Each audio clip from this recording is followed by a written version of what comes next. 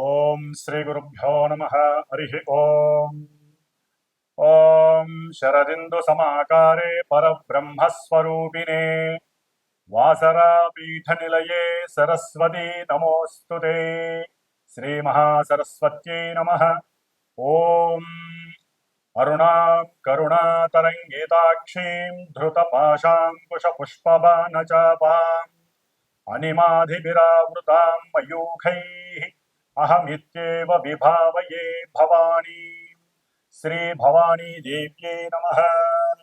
ఓం జ్ఞానానందమయం దేవం నిర్మలస్ఫటికాకృతిం ఆధారం సర్వవిద్యానాం శ్రీ హయగ్రీవముపాస్మహే. శ్రీ హయగ్రీవానుగ్రహ సిద్ధిరస్తు. వీక్షించేటటువంటి ప్రేక్షకులందరికీ కూడా ఆ భగవత్ ప్రసాదం కలగాలని, నవగ్రహాల యొక్క అనుకూలతతో అందరూ కూడా నిత్యము సుఖ సంతోషాదులతో విరజిల్లాలని ఆశీర్వదిస్తూ, మరి ఈ ఆగస్టు నెల మొత్తం కూడా శ్రావణ మాసం అంటే దాదాపుగా ఆగస్టు 24వ తేదీ వరకు కూడా శ్రావణ మాసంతో ప్రతి ఇంట్లో కూడా లక్ష్మీదేవి తాండవమాడుతూ విరాజిల్లుతూ ఉంటుంది. అంటే దైవ పూజార్థమై మనం అమ్మవారికి ఎంతైతే ఖర్చు పెడతామో అంతకంత కొన్ని లక్షల రెట్లు అమ్మవారు మనకిస్తుందని శాస్త్రవచనం. ముఖ్యంగా ఈ శ్రావణ మాసంలో స్త్రీలందరూ చేసుకునేటటువంటి వరలక్ష్మి వ్రతము, అట్లాగే శ్రావణ శుక్రవారాలు, శ్రావణ పౌర్ణమి రాఖీ బంధనం, ఇవన్నీ కూడా విశేషమైనటువంటి లక్ష్మీ ప్రసాదాలని ప్రసాదిస్తూ ఉంటాయి. ఫలితాలు చాలా అమోఘంగా ఉంటాయి.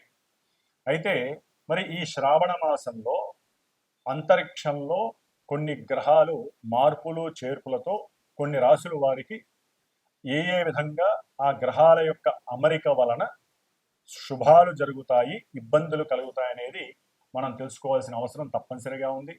ముఖ్యంగా ఈ శ్రావణ మాసంలో మరి ఆగస్టు 17వ తేదీన రవి కర్కాటక రాశిలోంచి సొంత రాశి అయినటువంటి సింహరాశిలోకి సంచారం ప్రారంభం చేస్తాడు.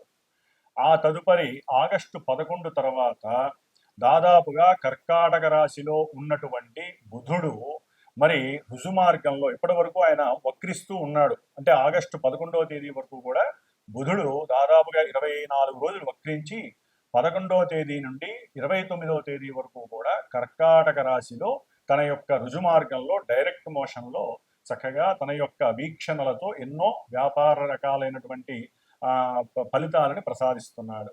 ఆ తదుపరి కుజుడు ఆల్రెడీ మనకి ఆయన కన్యారాశిలోకి వచ్చేసాడు. ఆయన దాదాపు సెప్టెంబర్ వరకు కూడా ఉంటాడు, 15 వరకు కూడా. ఆ తదుపరి చంద్రుడు 2.5 రోజులకోసారి ప్రతి రాశిని కూడా సంచరిస్తూ తన యొక్క ప్రభావాలని మనసు మీద ప్రభావితం చేస్తూ ఉంటాడు. గురుడు ఆయన మిథున రాశిలో ఉన్నాడు. దాదాపుగా ఆయన అక్టోబర్ వరకు కూడా అక్కడే సంచరిస్తూ ఉంటాడు, పెద్ద గ్రహం కాబట్టి. ఆ తదుపరి శుక్రగ్రహం. ఈ శుక్రగ్రహం గురుడితో కలిసి దాదాపుగా ఆగస్టు 20వ తేదీ వరకు సంచరించి మిథున రాశిలో 21వ తేదీ నుండి సెప్టెంబర్ 15 వరకు కూడా కర్కాటక రాశిలోకి ప్రవేశిస్తాడు ఈ శుక్రుడు. కాబట్టి ఆయన యొక్క సంచార ఫలితాలు విధిగా తెలుసుకోవాల్సిన అవసరం ఉంది. ఆ తదుపరి శని మహానుభావుడు వక్రించి ఉన్నాడు. మీనరాశిలో వక్రించి తన యొక్క ప్రభావాలని ఆల్రెడీ మనకి చూపిస్తూనే ఉన్నాడు. సునామీలు కావచ్చు, ప్రమాదాలు కావచ్చు, ఇబ్బందులు కావచ్చు, చూపిస్తూనే ఉన్నాడు. ఆ తదుపరి రాహువు చక్కగా కుంభరాశిలో ఉన్నాడు. కేతువు సింహరాశిలో ఉన్నాడు. కాబట్టి భవిష్యత్తులో ఈ ఆగస్టు 17వ తేదీ తర్వాత నుంచి రవి మరియు బుధుడు వీరిద్దరూ కూడా సింహరాశిలో కలవటం ద్వారా బుధాదిత్య యోగం అనేటటువంటిది అంతరిక్షంలో ఏర్పడుతోంది. అయితే కేతువు అనేటటువంటి ఒక దుష్టుడు ఈ రవి బుధులకి సంకటంగా మారుతాడు. దానివలన ఎన్నో రకాల మార్పులు చేర్పులు ఈ బుధాదిత్య యోగం కలగాల్సిన వాళ్ళకి మారిపోతూ ఉంటాయి. అట్లాగే ముఖ్యంగా ఆగస్టు 12వ తేదీన శ్రావణ మంగళవారం సంకష్టహర చతుర్థి మనకి విశేషమైనటువంటి రోజు. అట్లాగే ఆగస్టు 9వ తారీఖున శ్రావణ పూర్ణిమ. అట్లాగే అదే రోజు మరి స్త్రీలకి అన్న తమ్ముళ్ళకి రాఖీ పౌర్ణిమ, రాఖీ కట్టేటటువంటి ఆచారం, దాని వలన వారి యొక్క ప్రేమానురాగాలు చూపించటం. అదే రోజున జంఝాల పౌర్ణిమ, అంటే కొంతమంది ఉపనయనం అయినటువంటి వారు ఈ జంఝాలని మార్చుకోవటం, హోమాదుల్ని చేసుకోవటం పరిపాటి. అదే రోజు గాయత్రి జయంతి. కాబట్టి గాయత్రీ దేవి ధ్యానం శ్రావణ పౌర్ణమి రోజున ప్రతి ఒక్కళ్ళు ఆచరించాలి. అట్లాగే ఆగస్టు 8వ తేదీన వరలక్ష్మి వ్రతము. ఇది 3వ వారం, పౌర్ణమికి ముందు వచ్చేటటువంటి 3వ వారం అయింది. కాబట్టి ఈ రోజున స్త్రీలందరూ కూడా వరలక్ష్మి వ్రతాన్ని ఆచరించుకొని చక్కగా భోగభాగ్యాలతో తొలతూగేటటువంటి రోజు ఈ యొక్క ఆగస్టు 8వ తేదీ, శని సంఖ్య కూడా. అట్లాగే మనకి ఆగస్టు 16వ తేదీన భగవద్గీతకి మరి సాక్షాత్తు ఆ యొక్క కృష్ణుడి యొక్క అష్టమి, మరి ఆ శ్రీకృష్ణ పరమాత్ముడి యొక్క పండగని అందరం కూడా హరే రామ హరే కృష్ణ కృష్ణ కృష్ణ హరే హరే అనేటటువంటి నామాన్ని ఆ రోజంతా కూడా నామస్మరణ చేస్తూ ప్రతి ఒక్కరూ భగవద్గీత ఏదో ఒక అధ్యాయాన్ని కానీ, ఒక శ్లోకాన్ని చదివి దానికి తాత్పర్య అర్థాన్ని కానీ ఆ రోజు కంపల్సరీ చదవండి. పండగే, కానీ ఇది కూడా చదవటం వలన ఆయన యొక్క సాక్షాత్కారం లభిస్తుంది చదివిన వాళ్ళకి. ముఖ్యంగా ఆగస్టు 21వ తేదీన, దాని తర్వాత మాస శివరాత్రి వస్తోంది, గురువారం అయింది. ఆ గురువారం రోజునే పుష్యమి నక్షత్రం రావడం ద్వారా ఇది గురు పుష్య యోగం అనేటటువంటిది కలుగుతోంది. దాని యొక్క విశిష్టత తర్వాత తెలుసుకోవచ్చు. ముఖ్యంగా ఆగస్టు 23వ తేదీన శ్రావణ మాసంలో బహుళ అమావాస్య శనివారం రావటం, అది కూడా పితృదేవతలకి మఖా నక్షత్రం, దీనికి అధిపతి మఖా నక్షత్రానికి అధిపతి పితృదేవతలు. మరి శనివారము అమావాస్య కలిసి రావడం చాలా విశేషమైనటువంటి యోగము.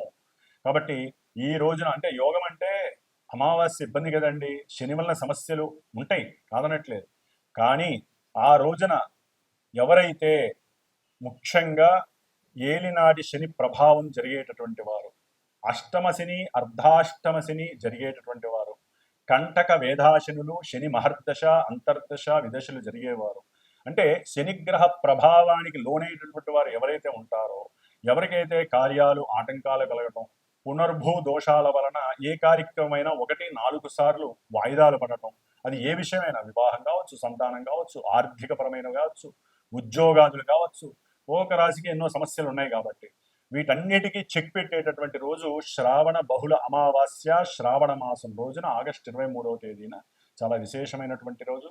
ముఖ్యంగా అశ్విని నక్షత్రం, మఖా నక్షత్రం, మూలా నక్షత్ర జాతకులు ఎవరైతే ఉన్నారో వారందరికీ కూడా దోషాలు ఉంటాయి. కాబట్టి నక్షత్ర దోషాలు, మరి ఆ అమావాస్య రోజున పితృశాప దోషాలు, అట్లాగే ఈ శనిగ్రహ దోషాలు, నక్షత్ర దోషాలు, ముఖ్యంగా కుంభము, మీనరాశుల వారు, సింహరాశి వారు, కన్యారాశి వారు, ధనస్సు రాశి వారు, ఇందాక చెప్పిన శని దోషాలు ఉండేటువంటి వాళ్ళందరూ కూడా, మరి అమావాస్య రోజున పుట్టినటువంటి వారికి కూడా విశేషమైనటువంటి జనన దోషం ఉంటుంది, బాలారిష్ట దోషాలు ఉంటాయి.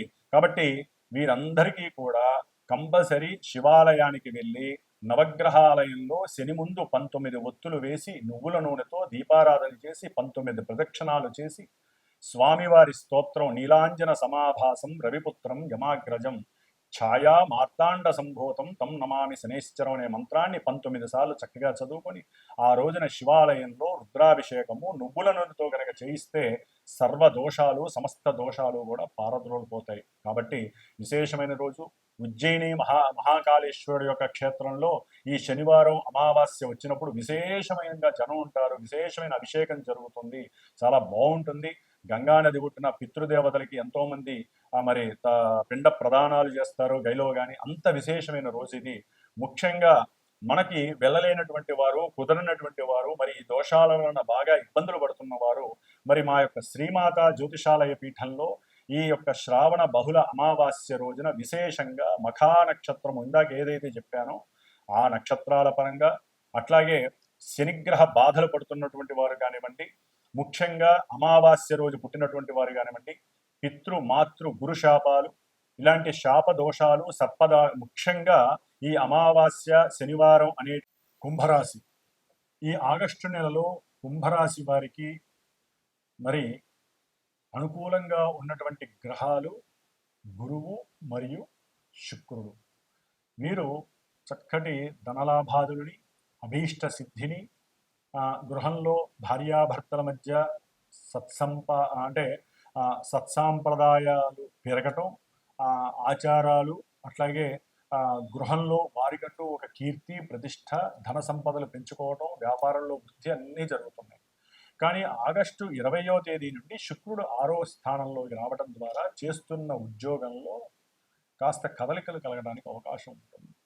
ఉద్యోగ వ్యవస్థలో ఇబ్బందులు, ముఖ్యంగా వివాహాలు సెట్ అయిన వాళ్ళకి వివాహంలో అవన్నీ కూడా ప్రతిబంధకంగా ప్రతికూలత్వంగా ఉండటం, తల్లి యొక్క ఆరోగ్య విషయంలో కాస్త అస్వస్థతలు కలగటం ఈ కుంభరాశి వారికి. అట్లాగే ఏదైనా గృహ సంబంధిత విషయాలలో కోర్టుల దాకా వెళ్ళటం, అక్కడ లేనిపోని కేసులు వీరికి నెగిటివ్గా అంటే కేసులు పెట్టడం, ఆ కేసులను ఎదుర్కోలేనటువంటి పరిస్థితులు, వీరికి సంభాషణలు చేసే పరిస్థితి లేకపోవడం, కుజుడు అష్టమంలో ఉండటం ద్వారా వీరు ఏది సంకల్పించినా దానికి నెగిటివ్గా 100 రెట్లు నెగిటివ్గా అది సమస్యగా మారుతుంది, అనుమానంగా మారుతుంది. లేనిపోని కోర్టు వ్యవహారాల దాకా వెళ్ళి ఒక రకంగా చెప్పాలంటే వీరికి ఒక నెగిటివ్గా కుజుడు చాలా ఇబ్బందులు పెడుతున్నాడు. అంటే కోరుకున్నది జరగకపోవడం వలన ఆకస్మికంగా వచ్చేటటువంటి తలకాయ నొప్పుల వలన వీరు కొన్ని ప్రమాదాలకి లోనయ్యే అవకాశాలు వీరి మనసు మీద పడుతోంది. కొంచెం జాగ్రత్త వహించాలి. కుజగ్రహానికి కంపల్సరీ మీరు లోబడి ఉన్నారు కుంభరాశి వారు, జాగ్రత్త వహించాల్సిందే తప్పదు.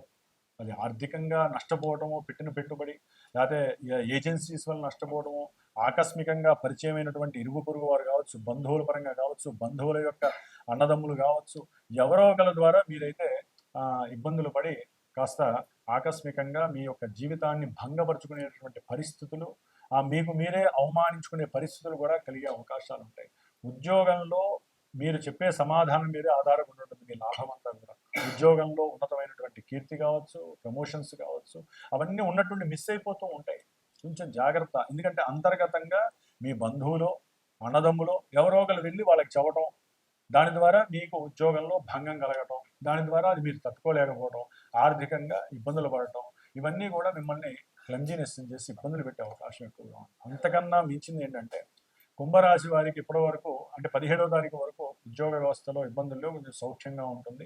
17 తర్వాత రవి కేతువుతో కలిసి సప్తమంలోకి రాగానే భార్యాభర్తల మధ్య లేనిపోని అమరికల్లో తేడాలు వస్తాయి, ఇబ్బందులు వస్తాయి, సంతానపరమైన సమస్యలు, సంతానపరంగా మీరు అనుకున్నది జరగకపోవటం వలన ఆ యొక్క రిగ్రెట్తో మీరు అసలు చాలా చాలా సమస్యల్ని, ఉద్యోగ వ్యవస్థలు అయితే పూర్తిగా పతనాన్ని చేసేటటువంటి పరిస్థితులు కలుగుతున్నాయి.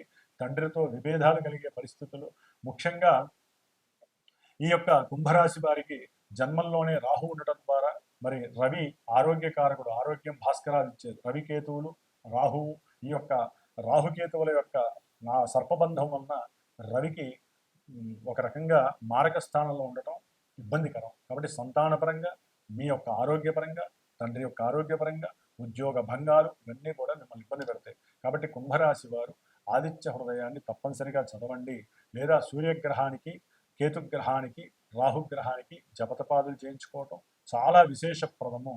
లేదా ముఖ్యంగా శుక్రుడు అంటే ఉన్నతమైనటువంటి విద్యలకు సంబంధించి ఏదైనా ఎగ్జామ్స్ రాస్తే వాటిల్లో కొంచెం అనుమానం కలుగుతుంది, నేను అసలు పాస్ అవుతానో లేదో అని. కాబట్టి ఆ విషయంలో కూడా శుక్రగ్రహానికి తప్పనిసరిగా జపం చేయడం కూడా విశేషం. లేదా భార్యాభర్తల మధ్య ఒక స్థాయి దాటి అవి కొన ఊపిరితో సమస్యలుగా మారే అవకాశాలు కూడా కలుగుతున్నాయి. గురుబలం కొంతవరకు మిమ్మల్ని రక్షిస్తుంది. ఆగస్టు 20 నుంచి కూడా అఖండమైనటువంటి ధన లాభాదులు కలగటానికి, విదేశాలలో ఉన్నటువంటి వారికి మంచి వ్యాపార స్థితిగతుల్ని, సంతాన ప్రాప్తిని, ఆగస్టు 20 తర్వాత సంతాన ప్రాప్తి. గురువు ఒక్కటే మీకు బలంగా ఉన్నాడు. మిగతా గ్రహాలన్నీ కూడా కుజుడు కానీ, రవి కానీ, కేతువు కానీ, రాహువు కానీ, శని ద్వితీయంలో ఉండే శని వక్రించి, ఇట్లా మీరు అనుకున్న ప్రతి కార్యక్రమంలో ఇబ్బందులు, అగాధాలు ఉంటాయి. ఆగస్టు 29 వరకు బుధుడు అనుకూలంగా ఉన్నప్పటికీ కూడా వ్యాపారపరంగా ఈ 29 తర్వాత బుధగ్రహము, రవి, కేతువుల వలన ఇంకా బాగా ఇబ్బందులు కలిగే అవకాశం ఉంటుంది. షేర్స్ కూడా కోల్పోయే పరిస్థితులు, పెట్టుబడులు కూడా నష్టపోయే పరిస్థితులు, సంతానపరమైన ప్రతిబంధకాలు ఏర్పడతాయి. కాబట్టి ఒక్క గురుగ్రహానికి తప్ప మిగతా గ్రహాలన్నిటికీ చేసుకోవాలి. కాబట్టి కుంభరాశి వారు కూడా ఈ యొక్క ఆగస్టు 23వ తేదీన నా యొక్క పీఠంలో నాచే నిర్వహింపబడేటటువంటి శని మృత్యుంజయ పాశుపత హోమంలో పాటుగా నవగ్రహ నక్షత్ర హోమాలని కూడా ఆచరించడానికి ప్రత్యక్షంగా పరోక్షంగా మీరు కూడా సహకరించవచ్చు, లేదా మీరు కూడా పాల్గొనవచ్చు. దాని ద్వారా చాలా విశేషమైనటువంటి నవగ్రహ అనుకూలతలు కలగడానికి మార్గం అని చెప్పవచ్చు. ఓం నవగ్రహ దేవతాయే నమో నమః.